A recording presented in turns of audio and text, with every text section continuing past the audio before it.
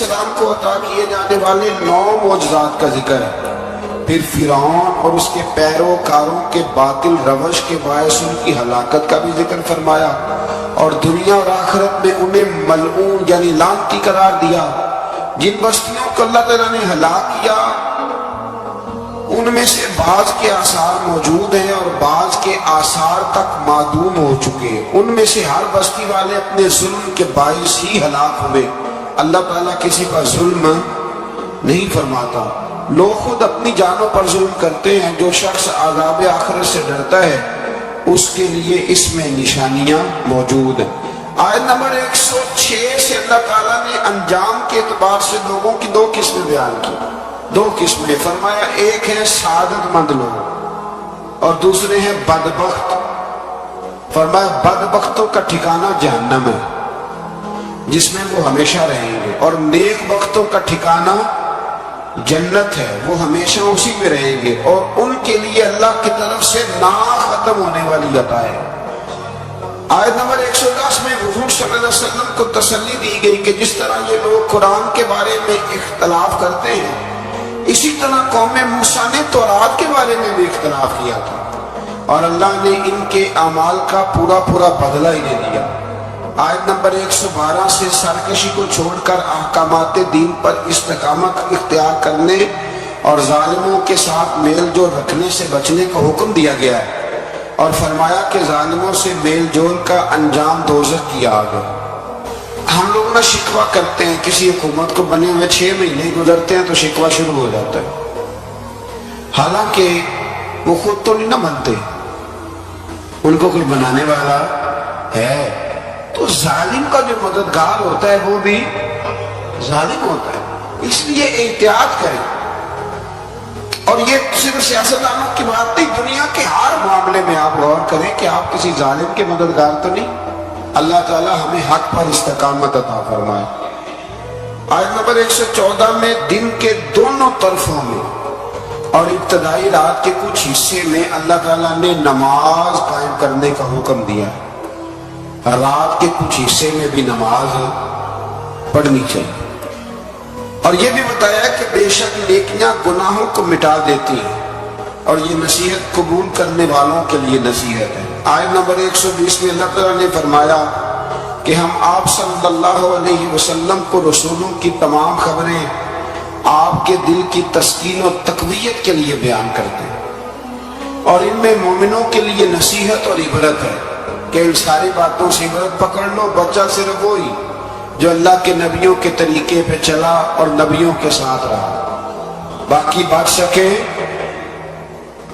نہیں۔ اللہ تعالیٰ کی طرف سے توحید و رسالت اور وقوع قیامت کے دلائل بھی ہیں۔ آیت نمبر 123 میں فرمایا کہ آسمانوں اور زمینوں میں سب غیب اللہ ہی کے ساتھ مختص ہے، اور ہر کام اسی کی طرف لوٹایا جاتا ہے۔ آپ اسی کی عبادت کیجئے، اسی پر توکل کیجئے، اور آپ کا رب لوگوں کے اعمال سے غافل نہیں ہے۔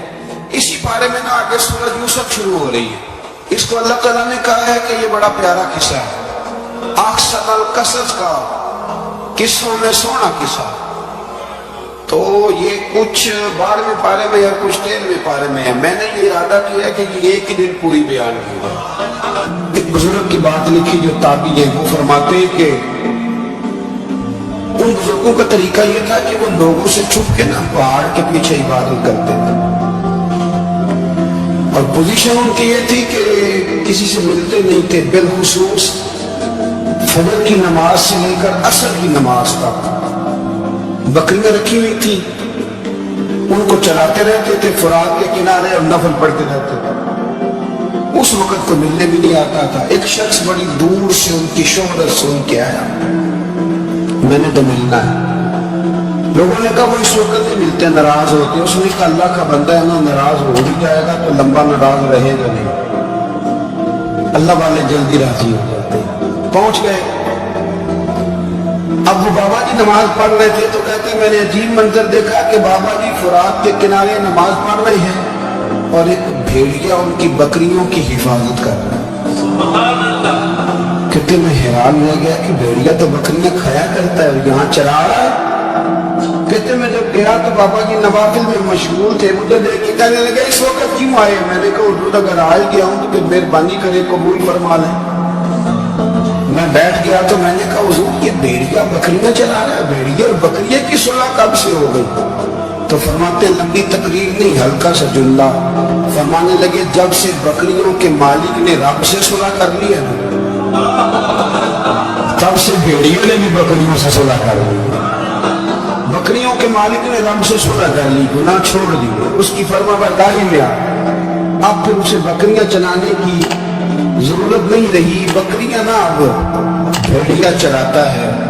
کہتے ہیں میرے اوپر کپ کپی طاری ہو گئی بزرگوں کی بات سن کے، اور مجھے پیاس لگی اور خواہش آئی کہ پتہ نہیں اب بابا جی کچھ کھلائیں پلائیں گے بھی کہ نہیں، بابا جی کچھ کھلائیں گے بھی کہ نہیں۔ کہتے میرے دل میں خیال تھا تو بزرگوں نے نا ایک لکڑی کا پیالہ، ان کے پاس وہ غار میں بیٹھے تھے تو ایک چھوٹا سا پتھر تھا، اس کی ڈھلان بنی ہوئی، بابا جی نے اس کے نیچے لکڑی کا پیالہ رکھا، وہ رکھا ہی تھا تو وہ دودھ سے بھر گیا۔ کہتے انہوں نے مجھے دیا تو ٹھنڈا اور میٹھا دودھ، میری طبیعت خوش ہو گئی۔ بابا جی نے دوبارہ وہی پیالہ اسی جگہ رکھا تو شہد سے بھر گیا۔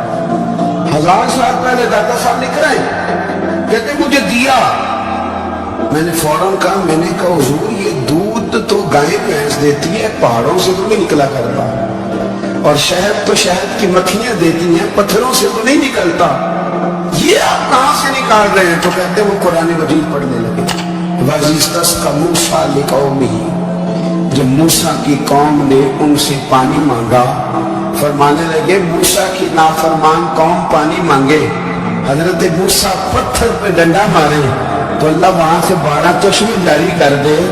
جو رب حضرت موسیٰ کی نافرمان قوم کے لیے پتھر اور پہاڑوں سے چشمے نکال دیتا ہے نا، وہ محمد عربی کے غلاموں کے لیے پتھر اور پہاڑوں سے دودھ شہد بھی نکال دیا کرتا ہے۔ بزرگ کہنے لگے بس بات یہ ہے کہ آج بھی ہو اگر ابراہیم کا ایمان پیدا تو آگ کر سکتی ہے اندازے گلستان پیدا۔ کہنے لگا حضور پھر میرے لیے بھی دعا کریں، آپ فرمانے لگے پھر دعا نہ کرا تو مدینے والے کی غلامی شروع کر، تو نبی کریم کی غلامی شروع کر، تو رسول پاک کی غلامی شروع کر۔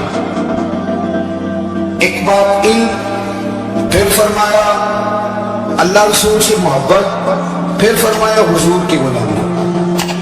اس سے سارے مکاشفات کھلیں گے، اس سے سارے مشاہدات کھلیں گے، اسی سے کرامتیں ملیں گی، اسی سے مقبولیت ہوگی، اسی سے اللہ نبی کی بارگاہ میں درجہ ملے گا۔ پھر داتا صاحب آگے بڑھتے ہیں، داتا صاحب فرماتے صوفیاء کی ایک جماعت ہے جو کہتی ہے ہم نے تو کبھی اپنی زبان پر دکھ بیان ہی نہیں کیے، ہر شے اپنے رب رسول کے حوالے کر دی، ہر شے اللہ رسول کے۔ اور داتا صاحب کہتے ہیں کچھ ایسے بھی ہیں جو دعا بھی نہیں مانگتے، لوگوں کے لیے مانگتے، اپنے لیے نہیں مانگتے۔ آپ دعا کیوں نہیں مانگتے؟ تو کہتے ہیں اللہ کو تو پتہ ہی ہے ہمیں کیا چاہیے، اسے تو پتہ ہی ہے۔ ایک بزرگ کی بات لکھی ہے داتا صاحب نے، میری جماعت میں نا مزاج ہے کرامتوں کا، مجھے وہ ساری باتیں بھی آتی ہیں کہ ایک بندہ کراچی سے آیا، داتا صاحب حاضری دی تو اس کی لاٹری نکل آئی، یہ بھی مجھے آتی ہے، لکھی پڑھی ہے میں نے، کتابوں میں ہے یہ بھی۔ ایک بندہ، یہ ساری باتیں نا آتی ہیں کرامتوں میں، بڑی ساری چیزیں لوگ بیان کرتے ہیں کہ میں وہاں آیا اور میں نے حاضری دی تو موج لگ گئی، یہ ساری باتیں آتی ہیں۔ ہمارے پرانے بزرگ اور بھی کسے سنایا کرتے تھے، ساری ہمیں چیزوں کا پتہ، پر جو عنوان ہے نا وہ حضرت شیخ ابو النور کہتے ہیں کہ ایک بندہ داتا صاحب کے مزار پہ گھوم رہا تھا، داتا 10 روپے دے، 10 روپے دے، 10 روپے دے، تو ایک بندہ بڑی دیر سے اسے دیکھ رہا تھا، وہ کہنے لگا داتا نے تجھے کیا دینا؟ ادھر آ، میں اس نے 10 دیے، بندہ بڑا حسین تھا، ہنس پڑا، کہنے لگا داتا تیرے بھی صدقے جاؤں، دلانے لگا تو منکر سے ہی دلوا دیے، جو نہیں مانتا اسی سے دلوا دیے۔ وہ بڑا پریشان ہوا، میں اور چکر میں تھا، اس نے میرے اوپر ہی جڑ دی ہے بات، کہنے لگا داتا تیرے صدقے جاؤں۔ تو یہ ساری باتیں کتابوں میں موجود ہیں، لوگوں نے اپنے اپنے مشاہدات جو جس کے ساتھ پیش آئے اس نے بیان کیے ہیں، بہت ساری باتیں قابل بیان ہیں، پر جو عنوان ہے میں اس میں رہنا چاہتا ہوں۔ داتا दादा साहब रहमतुल्लाह अलैह फरमाते हैं हमारी तालीमात कि अपने दुख दर्द दुनियादारों से बयान नहीं करने, सवाल का दरवाजा लोगों के सामने खोलना। अल्लाह वालों से कहेंगे कि नहीं कहना होगा, दुनियादारों से कहना। कहते हैं शेख अहमद नाम के बुजुर्ग थे, सारी जिंदगी किसी को काम नहीं बताया, सारी जिंदगी बड़ी मुश्किलात आई, पर कभी अपनी जात पर सवाल का दरवाजा नहीं खोला। एक ऐसी मुश्किल आई कि जो हल ही नहीं होती थी, किसी ने उन पर कोई इल्जाम लगा दिया। अबू मुस्लिम नाम का एक बादशाह था, उसकी हुकूमत थी, उसने पकड़ के कैद में डाल दिया। अब कैद में है, जुर्म लग गया है, फर्द जुर्म आयद हो गई है, जेल में है। लोग कहने लगे हजरत जी अपनी सफाई में कुछ कहें, और मानने लगे सारी जिंदगी बंदों से कुछ नहीं कहा। अल्लाह रसूल को पता है मैं बेगुनाह हूं, मुझे कहने की जरूरत नहीं। दाता गानी बख्श अली हजवेरी ने लिखा है, दाता साहब कहते हैं तू यकीन कामिल तो पैदा कर, तुम ईमान तो पुख्ता कर। दादा साहब कहते हैं वो अबू मुस्लिम जो बादशाह था वो नेक आदमी था, उसे रात को ख्वाब में नबी करीम की ज़ियारत नसीब हुई और हुजूर सैयद आलम सल्लल्लाहु अलैहि वसल्लम फरमाने लगे तूने अल्लाह का एक नेक बंदा जेल में डाल दिया। तो डाल दिया था, वो तो बेगुनाह है। बादशाह आधी रात को खुद उठा, दादा साहब फरमाते हैं किसी गार्ड को नहीं भेजा, पुलिस वाले को नहीं भेजा, जेलर से नहीं, खुद गया, जाके जेल का दरवाजा खोला, दरवाजा खोल के उस दरवेश को आजाद किया। कहने लगा बाबा जाओ, मुझे पता चल गया बेगुनाह है। बाबा जी सलाम करके जाने लगे तो बादशाह फिर आगे आया, हाथ बांधे, हाथ चूमे, कहने लगा हुजूर आप बड़े नेक हैं, मेरे लिए कोई हुक्म हो तो बताइएगा, मेरे लायक को खिदमत हो तो बताइएगा। तो शेख अहमद फरमाने लगे तुझे अभी भी समझ नहीं आई, तुझे अभी भी नहीं समझ आई। कहने लगा हुजूर क्या? फरमाने लगा जो तहज्जुद के वक्त तुझे उठा के मुझे रिहा करने भेज सकते हैं वो मेरी कोई जरूरत बाकी रहने देंगे? मुझे वो जरूरत पड़ेगी किसी और को कहने की? जो तहज्जुद के वक्त तुझे उठा के भेजते हैं कि जा खोल जाकर दरवाजा, वो जरूरत रखेंगे? मेरी जरूरत मुझे रहेगी कि मैं तुझे और कोई काम अभी में तुझे समझ नहीं आई? तो दाता जी मेरी रहमतुल्लाह अलैह फरमाते हैं असल में हमारी तबीयत है, हमने बंदों से दिल लगा लिया, दिल अल्लाह रसूल से लगाओ। किसी बंदे से लगाना तो उससे लगाओ जो अल्लाह वाला हो।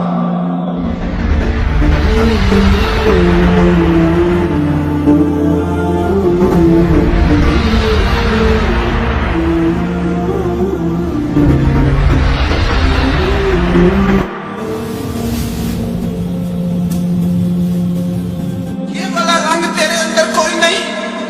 अबू सुफियान आए उन दिनों जिन दिनों हालात बड़े कठिन थे, इख्तलाफ शिद्दत का था। अबू सुफियान आए हुजूर की बारगाह में, आए इसलिए मक्के में कहत पड़ गया है, बारिश नहीं होती। उधर समामा बिन असआद यमामा कबीले के सरबराह कलमा पढ़ के मुसलमान हो गए।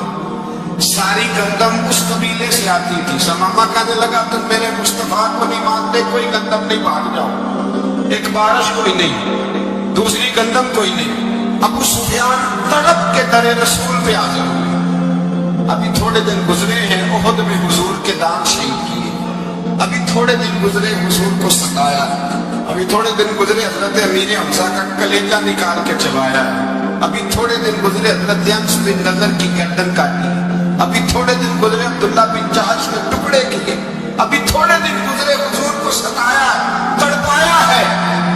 पर हजरत अली शेर खुदा फरमाते मैं मानने वाला उस रसूल का हूँ जिसके दांत शहीद हो गए, बहुत के अंदर सारी दाढ़ी लहू से भर गई। फरमाते मैं रो पड़ा और मैंने कहा महबूबा अपनी मुझसे बर्दाश्त होता, दुआ करें अल्लाह इन पे अज़ाब नाज़िल करे। उठाए हाथ, आप दुआ करेंगे तो अल्लाह तबारक व तआला दो पहाड़ियों में पीस डालेगा। हजरत अली कहते मैंने अर्ज की तो हुजूर ने हाथ उठाए और दुआ क्या दी, अल्लाहुम्मा हदी कौमी फइन्नहुम ला यअलमून, अल्लाह मेरी कौम को हिदायत दे दे, ये जानते नहीं ये क्या कर रहे हैं। अल्लाह ने हिदायत की, इखलाक की असला का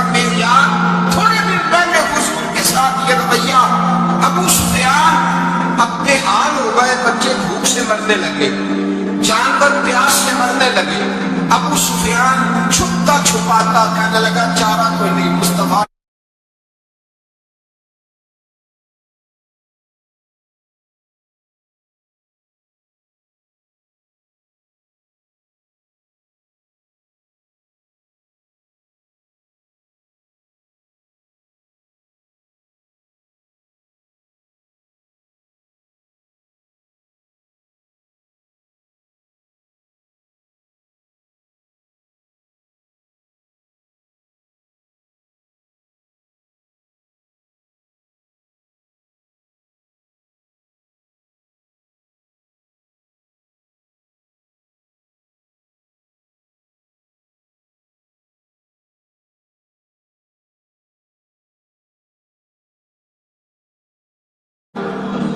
ابو سفیان مدینے پہنچ گئے۔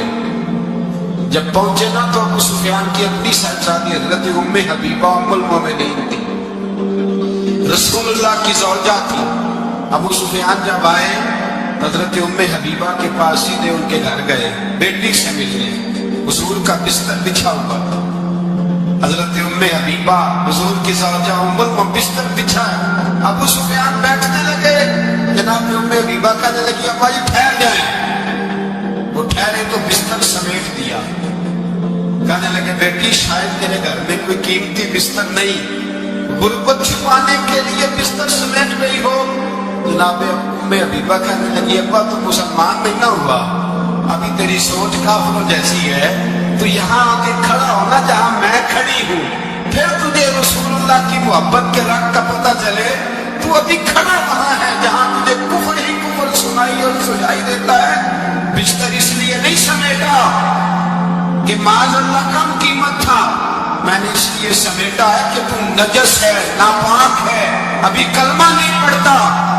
اور یہ اس رسول کا بستر ہے کہ جو بستر میں موجود ہوتے ہیں تو جبریل امین قرآن لے کے تشریف لے آتے ہیں۔ میرا وجود اس قابل نہیں کہ یہاں بٹھایا جائے۔ نبی پاک صلی اللہ علیہ وسلم کی بارگاہ تک ابو سفیان آئے۔ ابو سفیان کہتے ہیں مجھے امید نہیں تھی، ابھی سوچ نہیں نہ بدلی تھی، کہتے مجھے امید نہیں تھی، میرا خیال تھا وہ شکوے کریں گے، شکایتیں کریں گے، وہ کہیں گے تم نے بھی تو بڑا کچھ کیا ہے۔ ابو سفیان کہتے ہیں میں قربان جاؤں، میں نے یہ رنگ دیکھا تو مدینے کی فضا ویسے ہی بڑی ٹھنڈی تھی، لیکن مصطفیٰ کریم کے ساتھ جب میں نے بات کی تو میرے وجود پر گریہ طاری ہو گئی، میرے اوپر کیفیت طاری ہو گئی، میں تڑپنے لگا۔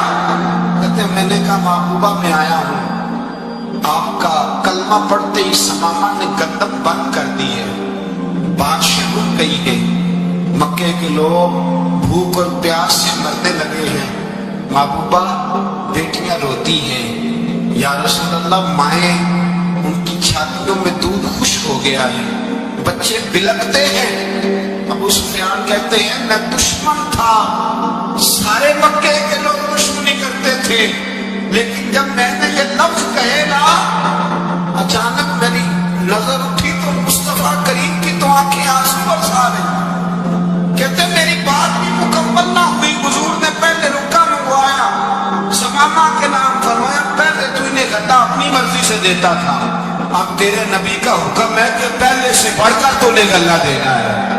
اور پھر میرے مصطفیٰ نے ہاتھ اٹھائے، اور بھائی مشکل ہوتا ہے، مشکل ہوتا ہے، سگے بھائی کے لیے لوگ دعا نہیں کرتے، کہتے میرا شریکہ ہے، ساس بہو کے لیے بہو ساس کے لیے دعا نہیں مانگتی، کہتے اختلاف ہے، لوگ لوگوں کی زندگی نہیں مانگتے، بیماری میں شفا نہیں مانگتے۔ ابو سفیان کہتے ہیں آمنہ کے لال تیرے قربان جاؤں۔ حضور نے ہاتھ اٹھایا، کہا اے اللہ مکے کی سنگلاخ پہاڑیوں پہ بارش برسا، اے اللہ کھیتیاں ہری کر دے، اے اللہ ماؤں کی چھاتیوں میں دودھ بھر دے، اللہ عورتوں کو تازگی دے دے، بچوں کو رانائی دے دے، پھلوں پھولوں کو تازگی دے دے۔ ابو سفیان کہتے پہلے حضور رو رہے تھے، اور جب نبی پاک کی دعا دیکھی تو میں نے رونا شروع کر دیا، میں نے رونا شروع کر دیا۔ کہتے واپس آیا تو وہ احساس کہ یار یہ میں کس شخص سے مل کے آیا ہوں، یہ کس قسم کے آدمی سے مل کے آیا ہوں، یہ کیسا رنگ ہے، یہ کس قسم کا انداز ہے کہ جس کو میں پتھر مارتا رہا وہ میرے لیے لے کے بیٹھا ہوا ہے، جس کو ساری زندگی ستایا ہے، وہ میرے بچے کے لیے روتا ہے، میری بیٹی کے لیے اس کی آنکھ میں آنسو ہے، وہ ہمارے لیے تڑپ رہے ہیں۔ میرے بھائیوں، ابو سفیان کہتے ہیں پھر دوسرا جلوہ میں نے تب دیکھا جب حضور مکے آئے، اور میں تو آخر تک لڑنے آیا تھا نا، حدیبیہ تک۔ کہتے ہیں جب رسول پاک مکے آئے اور حضور نے اعلان معافی کیا تو بنتا تو یہ تھا کہ مجھے سزا ملتی، لیکن میرے مصطفیٰ کریم نے فرمایا جو ابو سفیان کے گھر میں چلا جائے گا میں اسے معاف کر دوں گا۔ کہتے ہیں میں نے کہا یہ میرے لیے کس قسم کی سزا تجویز کی ہے کہ میں عمر بھر دشمنی کرتا رہا، اور یہاں رنگ عجیب ہے، حضور نے میرے لیے ہی اعزاز لکھ دیا، فرمایا جو ابو سفیان کی حویلی میں داخل ہو گیا میں نے معاف کیا۔ ابو سفیان کہتے ہیں پتہ نہیں کتنے پردے تھے جو اٹھ گئے، پتہ نہیں کتنی منزلیں تھیں جو طے ہو گئی، پتہ نہیں کتنے جلوے تھے جن کا نظارہ ہو گیا، اور میں نے غور سے چہرہ دیکھا تو میری آنکھوں سے پٹی اتر گئی، اور مجھے عبداللہ کے یتیم بیٹے کے پیچھے محمد رسول اللہ کے جلوے نظر آنے شروع ہو گئے۔ اخلاقی قدریں جب موجود رہتی ہیں، یہاں تو لوگ مرے ہوئے شخص کو مارتے ہیں، یہاں تو سڑک پر کتنی کراوٹ ہے اور کتنا گر گیا ہے، اخلاق لوگوں کا ایکسیڈنٹ ہو گیا ہے، ٹرین کی پٹری سے اتر گئی، چیخ و پکار ہے، آہیں ہیں، تڑپنا ہے، رونا ہے، سسکیاں، ماں کا بازو کٹا ہے پر وہ چیختی ہے ذرا میرے بیٹے کا پتہ کرو، باپ کی آنکھوں میں ریت پڑ گئی ہے پر وہ تڑپتا ہو تیرا بیٹا تھا، چیخ و پکار ہو رہی ہے۔ پر ظلم ہے اس قوم کا کہ جو بچانے والے آئے ہیں وہ پہلے آتے ہیں ان کی جیبیں ٹٹول رہے ہیں، ان کے بٹوے دیکھ رہے ہیں، گری ہوئی عورتوں کے، یہ آپ اٹھا کر دیکھیے اخبارات، عورتوں کے گری ہوئی عورتوں کے کانوں سے بالیاں نوچی گئی اور ان کے کان تک کٹ گئے۔ یہ اس قوم کا حال ہے۔ اقبال کہتے ہیں جنہیں آتا نہیں دنیا میں کوئی فن تم ہو اور بیچ کھانے تصورات کا۔ او بھائی اس سے بڑا اخلاق کا مظاہرہ کہاں سے لینے جاؤ گے؟ قیامت کے لال فرماتے ہیں میرا دل کرتا ہے نماز لمبی پڑھاؤں، نماز اللہ کی نماز، دل کرتا ہے لمبی نماز پڑھاؤں، میں لمبی لمبی سورتیں تلاوت کروں، میں کھل کے رب کریم کا قرآن پڑھوں، میں اللہ تبارک و تعالیٰ کی قرآن مجید کے ذائقوں میں کھو جاؤں۔ لیکن حضور فرماتے ہیں نماز میں کسی بچے کے رونے کی آواز آتی ہے، کسی بوڑھے کی ہائے کی آواز آتی ہے، کسی بیمار آدمی کی ہائے کی آواز آتی ہے۔ نبی پاک فرماتے ہیں میں اللہ کی نماز چھوٹی کر دیتا ہوں اللہ کے بندوں کا خیال کرتا ہوں، میں رب کی نماز چھوٹی کر دیتا ہوں رب کریم کے بندوں کا خیال کرتا ہوں۔ خدا کے بندے تو ہیں ہزاروں، بنوں میں پھرتے ہیں مارے مارے، میں اس کا بندہ بنوں گا جس کو خدا کے بندوں سے۔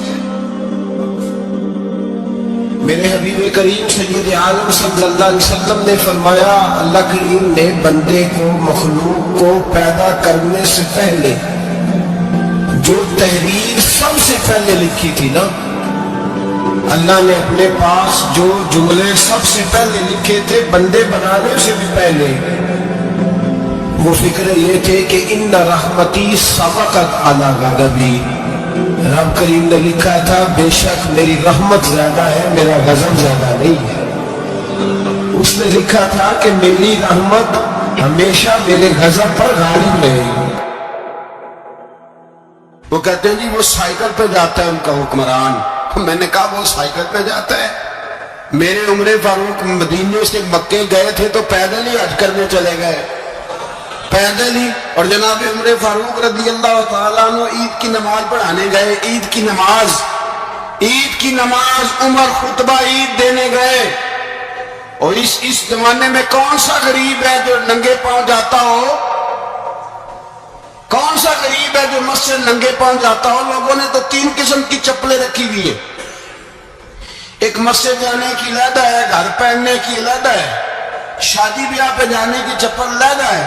حضرت عمر فاروق رضی اللہ تعالیٰ عنہ نکلے عید کا خطبہ دینے کے لیے تو بیوی سے کہنے لگے جوتا، اس نے کہا صاحب اتنی دفعہ ٹوٹا ہے اب گانٹھا نہیں جا سکتا، اتنی دفعہ ٹوٹا ہے کہ اب دوبارہ پیمند نہیں لگ سکتے. تو حضرت عمر کہنے لگے چل کوئی حرج نہیں ہے، بغیر جوتے کے ننگے پیر ہی چلتے ہیں، کوئی حرج نہیں. تو کہنے لگے لوگ کیا کہیں گے؟ فرمایا چپ کر. لوگ جس دن عمر نے یہ دیکھ لیا نا لوگ اس کے بارے میں کیا کہتے ہیں، اس دن عمر نہیں رہے گا. تو کہا پھر آپ کا نظریہ کیا ہے؟ فرمایا میرا نظریہ یہ ہے کہ رب رسول میرے بارے میں کیا کہتے ہیں. لوگوں کا کیا ہے؟ لوگ کل کسی کے بارے میں کچھ کہتے ہیں اور پرسوں کچھ کہتے ہیں. میرا نظریہ یہ ہے کہ رب رسول میرے بارے میں ننگے پیر عمر جا رہے ہیں. کون جی؟ میں بڑا ماڑا. اچھا جناب کیا غربت ہے؟ 10 قسم کے جوڑے لٹکے ہوئے ہیں کمرے میں اور پہننے کی فرصت نہیں. سویرے کیا پہننا ہے، شام کیا پہننا ہے، 15 سوٹ کٹھے استری ہو کے لانڈری والا بھیج رہا ہے اور تو غریب ہے. تو بہت بڑا غریب ہے. اس لیے کہ غربت پیسوں کی وجہ سے نہیں ہوتی، غربت تو دل کی ہوتی ہے. تو واقعی بڑا غریب ہے اور تو غریب ہی رہے گا.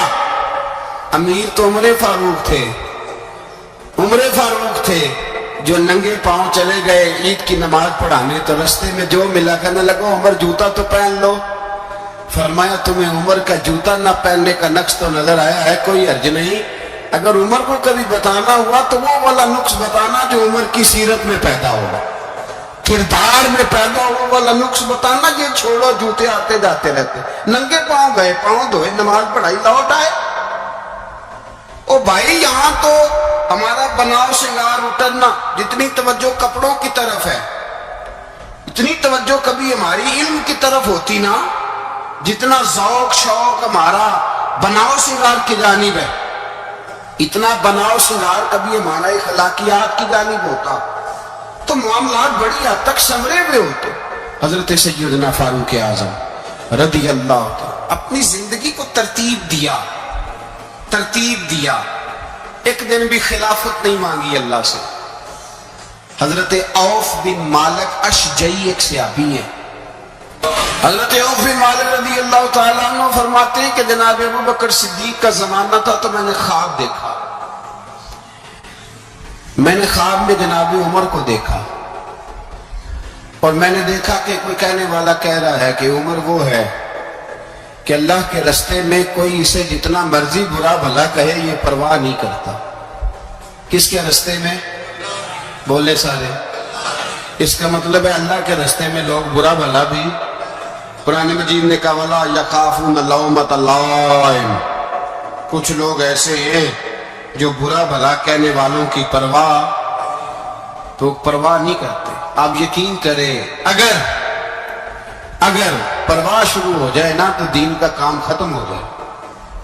نہ کوئی تقریر کرے، نہ کوئی تدریس کرے، نہ کوئی پیری مریدی کرے، ختم ہو جائے اگر باتوں کی پرواہ.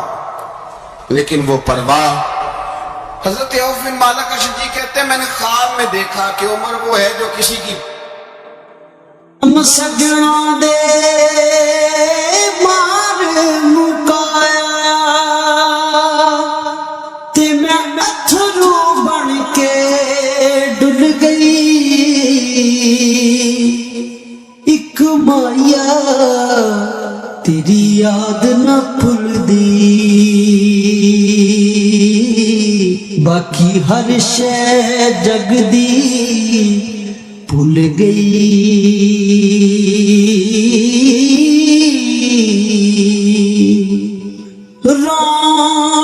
پرواہ. اور دوسری بات میں نے یہ دیکھی کہ عمر خلیفہ بنے گا. اور تیسری بات میں نے خواب میں یہ دیکھی کہ عمر شہید بھی کیا جائے گا، عمر شہید بھی ہوگا. یہ میں نے 3 باتیں خواب میں دیکھی. فرماتے ہیں میں نے آ کے خواب حضرت ابو بکر صدیق کو سنائی. وہ خلیفہ تھے. وہ کہنے لگے ٹھہر جا میں عمر کو بلاتا ہوں اس کے سامنے دوبارہ سنانا. اس کے سامنے فرماتے میں نے بلایا حضرت عمر فاروق کو. آ کے بیٹھے. خواب شروع ہوا. کہ ایک بات تو میں نے یہ دیکھی کہ آپ ملامت کرنے والے کی پرواہ نہیں کرتے. دوسرا آپ خلیفہ بنے گے. جناب عمر کہنے لگے چپ کر، ابو بکر کے سامنے ہی کہہ رہا ہے، چپ کر، خلیفہ کے سامنے ہی کہہ رہا ہے. تو ابو بکر صدیق کہنے لگے عمر اسے کہنے دو، مجھے لگتا ہے رب کی رضا یہی ہے کہ میرے بعد اگر مصطفیٰ کا منبر ملے تو عمر کو ملے. اسے کہنے دو. یار یہاں تو لوگ ڈینگے مارتے ہیں, یہاں تو لوگ دعوے کرتے ہیں, میرے سامنے فلانے کو بھی بٹھاؤ, فلانے کو بھی بٹھاؤ, اس کو کیا پتا, اس کو کیا پتا, یہ تو بڑکے مارنے کا دور ہے. حضرت عمر رضی اللہ تعالیٰ عنہ کو تیسری بات کہی. حضرت عوف بن مالک نے کہا آپ شہید کیے جائیں گے, میں نے خواب دیکھی ہے. نیک لوگوں کے خواب بڑی حد تک سچے ہوتے ہیں. کہا میں نے خواب دیکھی ہے. تو حضرت عمر کہنے لگے شہید تو دلیر لوگ ہوتے ہیں, شہید تو دلیر, جسے سارا زمانہ دلیر کہہ رہا ہے وہ اپنے بارے میں کیا کہہ رہا ہے, کہتے ہیں شہید تو دلیر, میں تو کاہل سا آدمی ہوں, سست سا آدمی ہوں, میں تو اتنا کام ہی نہیں کرتا, تو یہ خواب تو نے جو ٹھیک ہے دیکھا ہے نا پھر سے دیکھنا. تو ابو بکر صدیق فرمانے لگے عاجزی نہ کر, انکساری نہ کر, تو جو کہہ رہا ہے ٹھیک کہہ رہا ہے, لیکن مجھے سن کے شکر بھی ہوا ہے اور افسوس بھی ہوا ہے. افسوس اس بات کا کہ تیرے جیسا بطل عظیم چلا جائے گا, اور شکر اس بات کا کہ رب تجھے زندگی بھی اعزاز والی دے گا, اور شہادت کی موت دے کے اللہ تجھے موت بھی عزت والی عطا فرمائے گا. اللہ موت بھی تجھے عزت والی دے گا, تجھے کاہلوں جیسی موت اللہ. حضرت فاروق اعظم رضی اللہ, او بھائی یہاں تو اس زمانے کا سب سے بڑا مسئلہ پروٹوکول ہے. لوگوں کو پتا ہوتا ہے کامل پیر ہے, کامل مرشد ہے, لوگ نہیں جاتے. میں کسی کا مرید ہو جاؤں, میرا پروٹوکول کدھر گیا؟ پتا ہوتا ہے یہ کامل استاد ہے, میں اس کے پاس بیٹھوں گا تو میری تربیت کرے گا, لیکن لوگ شاگرد نہیں بنتے. میں کدھر گئی؟ یہ جو پروٹوکول کی مصیبت ہے نا, اس نے بڑے بڑے لوگ زیرو کر دیے, بڑے بڑے لوگ. اور یہ مت سمجھے کہ آپ کا وزیر اعظم پروٹوکول لیتا ہے یا آپ کا صدر پروٹوکول, وزراء, ایسی کوئی بات نہیں. ہم چھوٹے طبقے سے لے کر بڑے سارے پروٹوکول کے قائل ہیں. ہمارا تو داماد بھی کہتا ہے کہ مجھے پوچھا نہیں میں تمہارے گھر کیوں آؤں. ہمارا تو بھائی ہر شخص اعلان کرتا ہے پروٹوکول کا, فلانے نے عزت نہیں دی تو واپس آ جاؤ, فلانے نے سلوٹ نہیں کیا تو واپس آ جاؤ. لوگ جہاں سلوٹ کرنا چاہیے وہاں بھی سلوٹ کرانے کے قائل ہیں.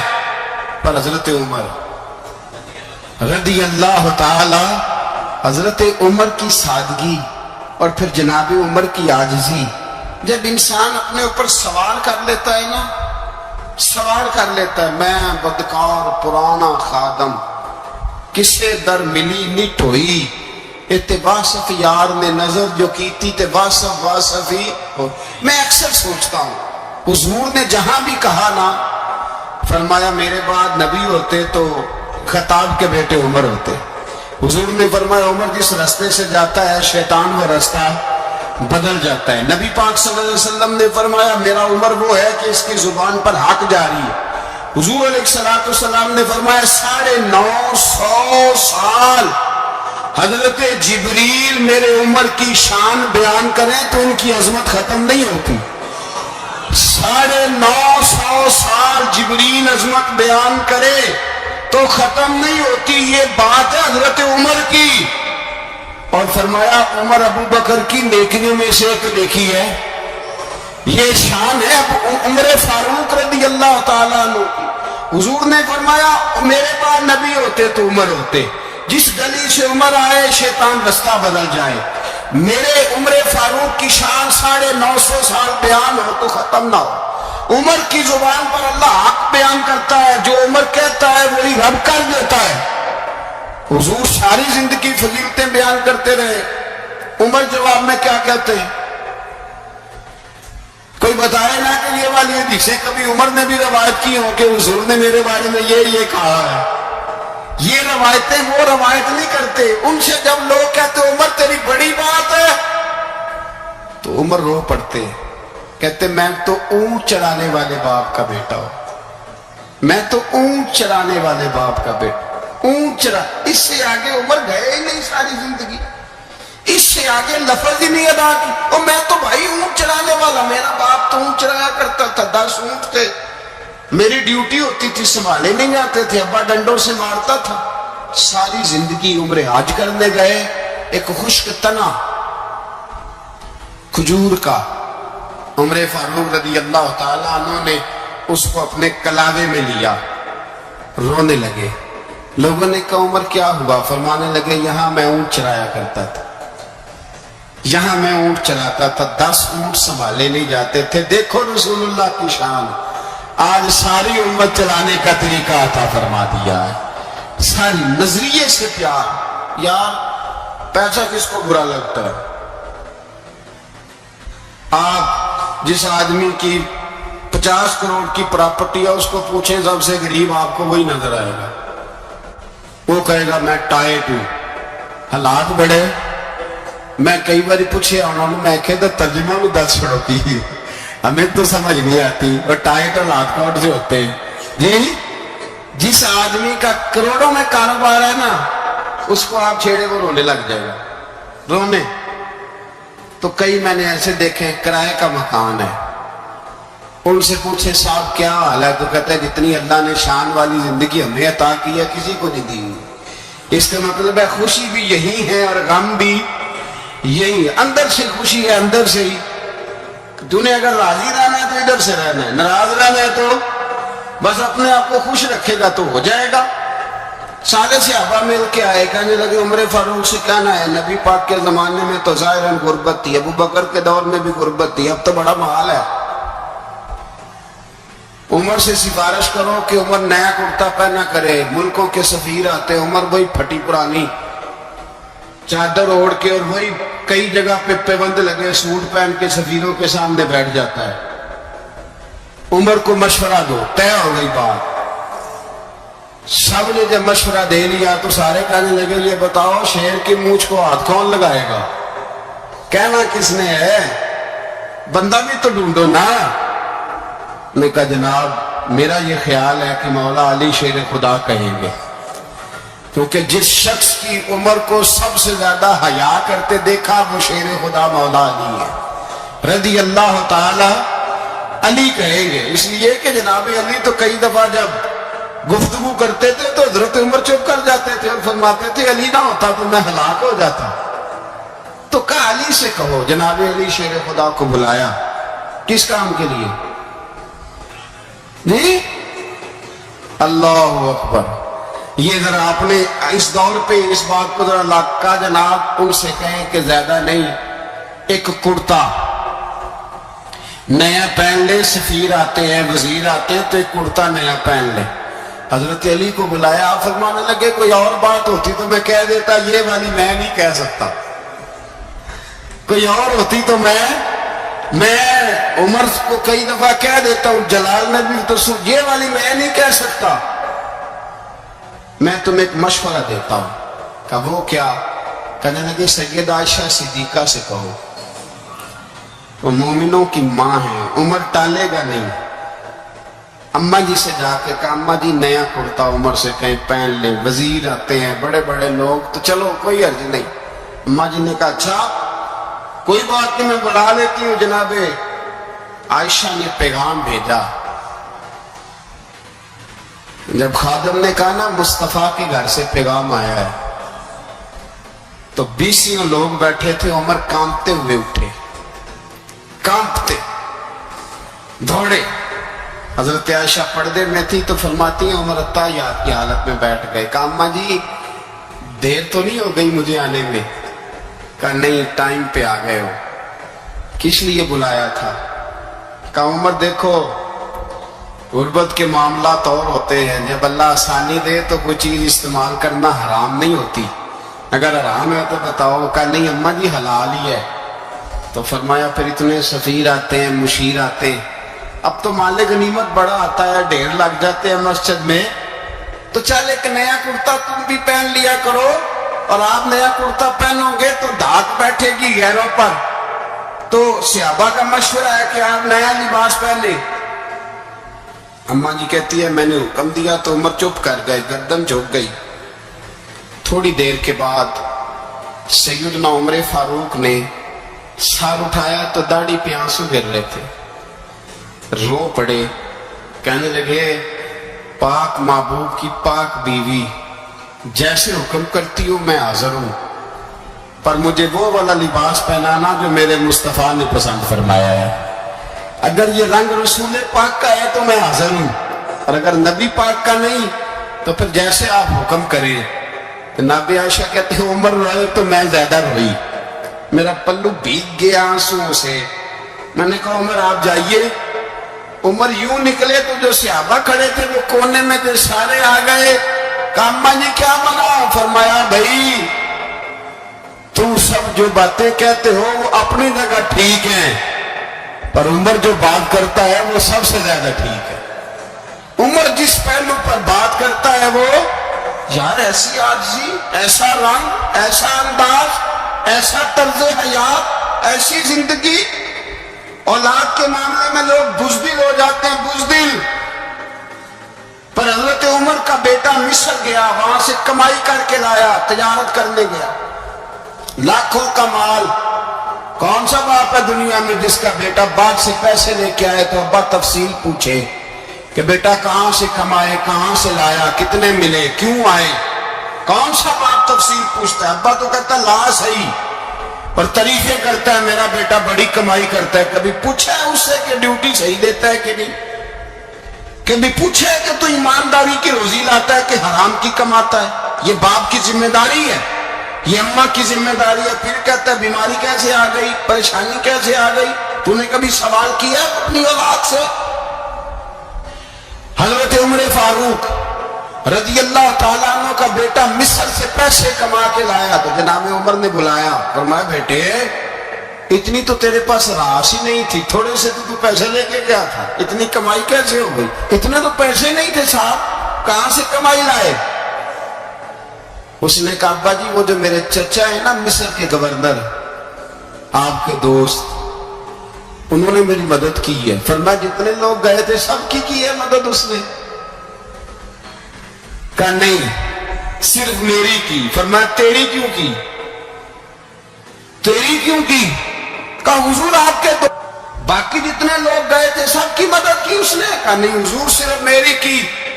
फरमाया उसने तेरी मदद नहीं की, उसने खलीफा के बेटे की मदद की, इसलिए कि वो खलीफा को अपने हक में नरम कर सके। फरमाया आधा माल तेरा है, आधा माले गनीमत का है, माले खजाना का है, मुसलमानों का है, इसलिए कि तू जो वहां से माल कमा के लाया है वो अपने बाप के खलीफा होने की वजह से कमा के लाया है, लिहाजा रख इधर। यहां कहते हैं किधर से आया, कैसे आया, कौन सा हिसाब दे, क्या करें? ओ भाई हजरत उमर रज़ी अल्लाह ताला अन्हु का अपनी औलाद के बारे में ये रंग है। एक जंग से ना खुशबू आई, खुशबू बड़ी महंगी होती थी, अरब में खुशबू आज भी बड़ी महंगी, वो ज्यादा इस्तेमाल करते हैं। मेरी बातों की समझ आ रही है मेरे भाई? बड़ी महंगी खुशबू थी। जब वो खुशबू आई तो हजरत उमर ने कहा, घर में पहले पहुंची हजरत उमर के, चूंकि ज्यादा औरतें इस्तेमाल करती थी घर के अंदर खुशबू, मर्द भी लगाते। हजरत उमर ने अपनी बीवी से कहा, आपकी जौजा तो थी वो बड़ी खुशबू को पसंद करती।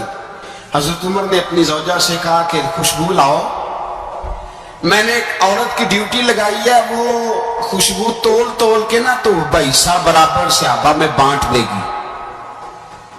तो आपकी जरूरत करने लगी किसी बीबी की ड्यूटी लगाने की क्या जरूरत थी, मैं जो मौजूद थी, मैं बांट देती हूं तोल के पैसा बराबर। आपने फरमाया नहीं तू रहने दे, तो फलानी बीबी बांटेगी। तो हुजूर मैंने भी बांटनी है, मेरे पे कुछ हक है? आपने फरमाया नहीं तू तफसील ना पूछ, तू खुशबू दे दे, कोई और बांटेगी। खातून ने खाना की ना, कहने लगी नहीं मुझे भी आज आपको बताना ही पड़ेगा कि कोई जो बांट सकती है तो मैं क्यों नहीं बांट सकती? जौजा कहती उमर ने बात की तो मेरी चीखें निकल गई। हजरत उमर फरमाने लगे जब तू खुशबू बांटेगी ना तेरे हाथों को भी लगेगी, तेरे दुपट्टों को भी लग जाएगी। अगर रब करीम ने मुझसे सवाल पूछा कि उमर खुशबू तो मुसलमानों की थी, तेरी बीवी के दुपट्टे को क्यों लग गई, तो मैं अल्लाह के हुजूर क्या जवाब दूंगा? अगर अल्लाह ने ये सवाल किया कि तेरी बीवी ने क्यों लगाई, वो तो हिस्सा था मुसलमानों का, تو تھی تیری بیوی نے کیوں لگائی؟ تو فرمایا میں نہیں چاہتا کہ اللہ کے حضور مجھے اور تجھے باز پرس ہو، لہذا کسی اور کو بانٹنے دے۔ زوجہ روئی اور تڑپ کے کہنے لگی عمر مجھے لگتا ہے صبح قیامت بھی تیری بیوی ہونے کی وجہ سے اللہ مجھے جنت عطا فرما دے گا، تیری زوجہ ہونے کی برکت سے۔ بھائی یہ معیار رکھا، خدا کی قسم ایسا شخص تاریخ میں دوبارہ نہیں آیا۔ اتنا بڑا آدمی، اتنا بڑا شخص، اتنا بڑا آدمی، اور پھر رنگ یہ ہے کہ عمر 22 لاکھ مربع میل کا حکمران، 22 لاکھ،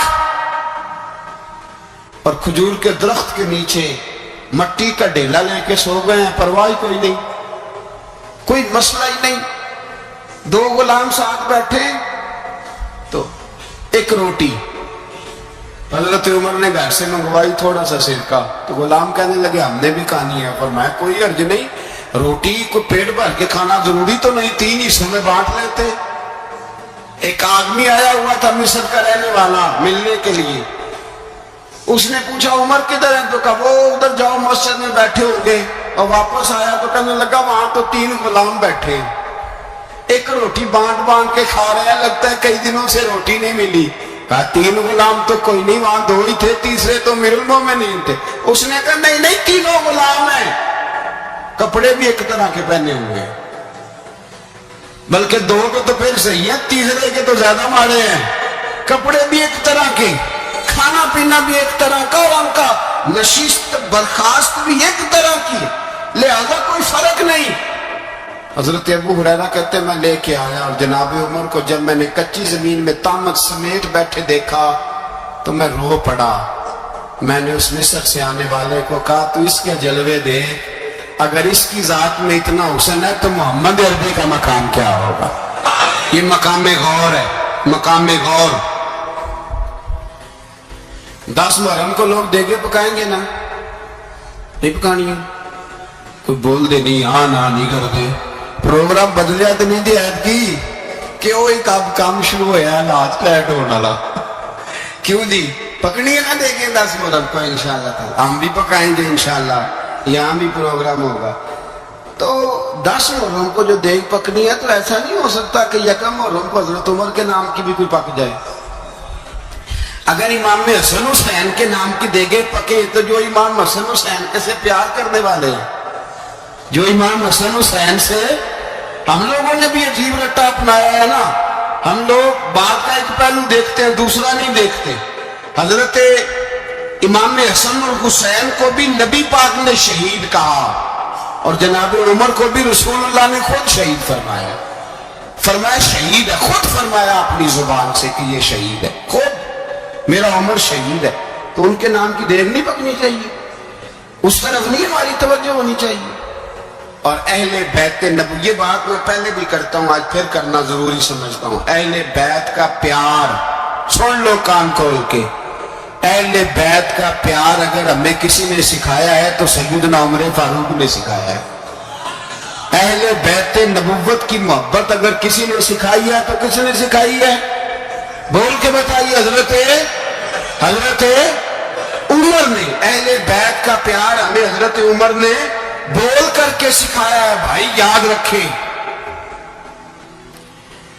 کسی کی طاقت نہیں تھی دم مارنے کی حضرت عمر کے سامنے، طاقت ہی نہیں تھی، کیسر و کسرا کانپ جاتے تھے، جرأت ہی نہیں کرتے تھے حضرت عمر۔ اور ہمارے تو تعلقات بڑے ہیں نا غیروں سے۔ حضرت ابو موسیٰ اشعری رضی اللہ تعالیٰ عنہ فرماتے ہیں میرا منشی عیسائی تھا، وہ کاتب کہتے تھے وہ لوگ، میرا حساب کتاب عیسائی تھا۔ تو فرماتے ہیں ایک دن میں نے وہ سارا حساب کتاب لین دین کے حضرت عمر کو دکھائے تو فرمانے لگے جس نے لکھے ہیں اس کو بلاؤ۔ کہنے لگے حضور وہ مسجد نہیں آ سکتا۔ کیوں نہیں آ سکتا؟ کہنے لگے وہ عیسائی ہے۔ کہتے ہیں حضرت عمر جلال میں آ گئے۔ آپ فرمانے لگے جنہیں رب دور کرتا ہے تم کیوں قریب کرتے ہو؟ جنہیں اللہ دور کرتا ہے۔ فرمایا تم غیروں کو اگر عہدے دو گے تو اپنوں کا کیا بنے گا؟ اگر تم غیروں کو عہدے دو گے تو اپنوں کا، یہ سوچ ہے جو آج برما کے مسلمانوں کے لیے بھی ضروری ہے۔ کہا اگر تم غیروں کو عہدے دو گے تو اپنوں کا؟ ہم نے غیروں کو عہدے دیے تو دیکھا نا اپنے کس طرح کاٹے جا رہے ہیں. غیروں کو جو عہدے دے دیے جرانے سارے غیروں سے. روز دعویٰ ہوتا ہے چین ہمارا سجن ہے، چین ہمارا دوست ہے. او بھائی دوست ہے تو اس سے کہو نا کہ برما تو تمہاری ایک چھوٹی سی ریاست ہے، چین کے بغیر تو وہ سانس بھی نہیں لے سکتا. اس کو کہو نا اس حکومت پہ دباؤ ڈالے. لیکن ہم لوگوں نے غیروں کو عہدے دیے تو اپنے پس گئے. حضرت عمر کہتے تھے ذمہ کا ہم ادب کریں گے. ذمہ کافر کا ہم، ایسا کافر جو مسلمان ریاست کو قبول کرے، بدامنی نہ پھیلائے. ایک آدمی کو آپ نے دیکھا آنکھوں سے نابینا ہے اور بھیک مانگ رہا تو حضرت عمر کو نظر آ گیا. فرمایا کون ہو؟ اس نے کہا میں یہودی ہوں. فرمایا بھیک کیوں مانگتے ہو؟ کہا جب تک تندرست تھا مسلمانوں کو جزیہ دیتا تھا، بوڑھا ہو گیا ہوں کیا کروں؟ حضرت عمر نے گھوڑے کی پشت پہ بٹھایا کافر کو، گھوڑے کی پشت پہ بٹھایا اور بٹھا کے مدینے لائے. حضرت علی شیر خدا وزیر خزانہ تھے. فرمایا علی اس کا وظیفہ جاری کرو. کہا یہ کون ہے؟ فرمایا یہ یہودی ہے لیکن یہ ہمیں جزیہ دیتا رہا، بوڑھا ہو گیا بیچارہ، بھیک مانگنے پہ مجبور ہے، ہماری حکومت کے اندر رہتا ہے، اس کا پورا وظیفہ جتنا خرچہ اتنا وظیفہ لگاؤ. حضرت علی کہتے ہیں میں وظیفہ لگا رہا تھا اور وہ میرے نبی کا کلمہ پڑھ رہا تھا، وہ رسول اللہ کا کلمہ پڑھ رہا تھا. یہ مزاج، یہ نہیں کہ کافر. حضرت عمر نے گورنروں کو خط لکھے تھے کہ زبردستی کسی کو مسلمان نہیں کرنا، جہاں ان کی عبادت گاہیں بنی ہو گرانی نہیں، کوئی مندر کوئی گرجا ضائع نہیں کرنا. اسلام سب کو جینے کا موقع دیتا ہے، پر بے ایمانوں، ظالموں، بدذاتوں تمہیں یہ کہتا ہے کہ ہم تمہیں جینے کا موقع دیتے، تم بھی مسلمانوں کو جینے کا موقع دو. یہ جہاں بستے ہیں جہاں رہتے ہیں انہیں وہاں جینے کا موقع دو، انہیں بھی اللہ اکبر کہنے کا موقع دو، انہیں بھی قرآن پڑھنے کا موقع دو، انہیں بھی رسول اللہ پر درود پڑھنے کا موقع دو. ہمارے ملک میں عیسائی اپنی مرضی سے کھلے عام تبلیغ کرتے ہیں. یہاں تو چینل چلائے ہیں عیسائیوں نے. کسی مذہبی جماعت نے کبھی جلوس نکالا کہ عیسائیوں کا چینل بند کرو؟ بولے نکلا کہ نہیں نکلا؟ کتنے ظلم کی بات ہے. ہم جب غیر کو اتنا تحفظ دیتے، اتنا تحفظ دیتے. ہم نے دیکھا ہے، مجھے 20 لوگوں نے عید پہ ٹیلی فون کیے کہ عیسائیوں کو قربانی کا گوشت دے لیں. مجبور ہیں جی، دروازے پہ آ گئے ہیں، ہمارے کام کاج کرتے. 20 لوگ، عام آدمی کے دل میں ان کا اتنا جذبہ ہے، وہ مسائل کا بیان کرنے کا علیحدہ بات، لیکن ہمارے دل کافر کے حق میں بھی نرم ہو جاتے. تم کس قدر زیادہ بے ایمان ہو اور کفر کس قدر زیادہ ذلیل ہو گیا ہے کہ مسلمان کے حق میں نرم ہوتا ہی نہیں. اور اس سے بڑے ذلیل وہ ہیں جو ان ذلیلوں کے سپورٹر ہیں. وہ کسی عرب ملک کے حکمران ہو یا کسی اور جگہ، وہ بڑے ذلیل ہیں جو ان ذلیلوں کے سپورٹر ہیں، جو برما کی بچیوں کے قتل پر اپنی حکومتیں چمکا رہے ہیں. انہیں شرم نہیں آتی. اس قدر مسلمان تڑپا ہے لیکن ان بے غیرتوں کو ذرا ہوش نہیں آئی. اور یہ ان کے